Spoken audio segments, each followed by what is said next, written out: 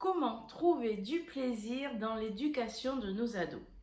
Alors déjà, il y a un petit indicateur pour savoir si vous prenez du plaisir ou pas. C'est le nombre d'injonctions que vous dites par jour. Alors, des injonctions, il y en a plein. Ça peut être dépêche-toi, va à table, prends ta douche. Voyez, des ordres ou des injonctions comme fais plaisir, allez, fais ça pour me faire plaisir. Voyez, quand on impose un petit peu notre point de vue à notre adolescent. Et ça, c'est un petit peu un indicateur. Ça veut dire que là, on n'est pas dans le plaisir. Vous êtes d'accord avec moi, hein? Quand vous dites des choses comme ça, vous dites pas ouais, super, je suis bien, je me sens bien. Non, c'est pas possible. Donc déjà, prenez conscience de cet état-là, de ces injonctions que l'on donne à nos enfants, hein, parce que ce sont des choses en plus qui vont garder eux longtemps en tête. Alors, la première des choses que j'ai envie de vous dire pour justement trouver du plaisir, c'est que il faut, parents, que vous vous autorisez à avoir un espace à vous, un espace de bien-être, un moment que pour vous. Devenez égoïste en fait. Voilà, égoïste, ben, c'est pas un gros mot. C'est un temps où on va se ressourcer nous-mêmes pour pouvoir ensuite pouvoir donner. Parce que si on ne se remplit pas d'énergie positive, si on ne se donne pas de l'amour, si on ne se donne pas du plaisir, si on ne se donne pas un temps pour soi, on ne pourra pas en donner correctement. Et j'aime bien rappeler toujours cette histoire, vous avez peut-être déjà entendu, vous savez, dans l'avion, quand il y a des turbulences très fortes, qui tombent le masque, je ne sais pas si vous avez déjà vécu ce moment qui est terrible, eh bien, on dit toujours, si vous êtes avec votre enfant, eh bien, de toujours mettre votre masque en premier et pas lui mettre à lui. Parce que si le temps que vous lui mettez à lui et que peut-être vous allez vous tomber dans les pommes, eh bien, ça sera trop tard. Après, vous ne pourrez plus rien faire pour lui. Eh bien, en fait, c'est un petit peu comme ça. C'est-à-dire que vous allez vous donner, vous, de l'énergie pour pouvoir ensuite leur en donner à eux. Et ça, c'est le premier conseil que je donnerai.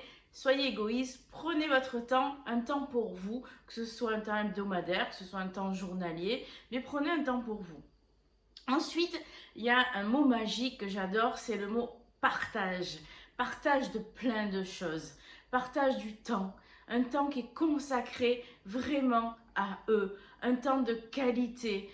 Un temps où par exemple, vous allez instaurer le soir en rentrant, au lieu d'arriver et dire oui, je suis fatiguée, il faut faire ci, va prendre ta douche, fais tes devoirs, est-ce que tu as fait tes devoirs?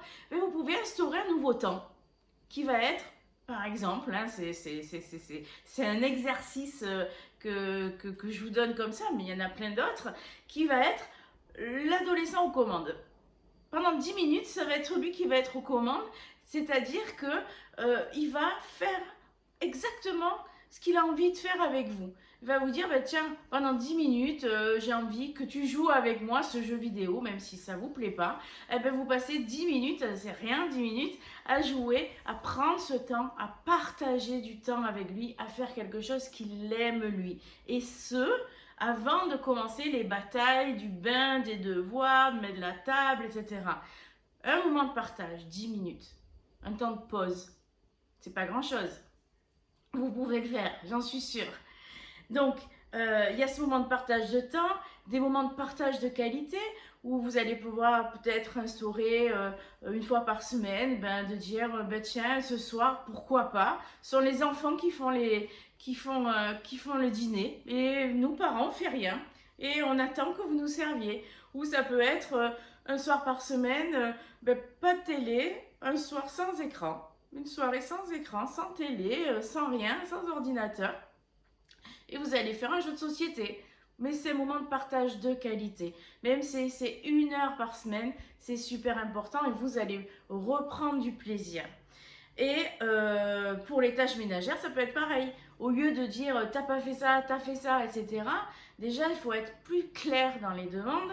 Essayez de dire avant, voilà, ben cette semaine, tu dois faire ta chambre, tu t'organises comme tu veux, tout ça. Et ce qui est encore mieux, le top du top, si vous voulez prendre du plaisir, se dire, si vous êtes par exemple une famille nombreuse, on se met tous autour de la table. Alors cette semaine, qui est de corvée de vider le lave-vaisselle par exemple?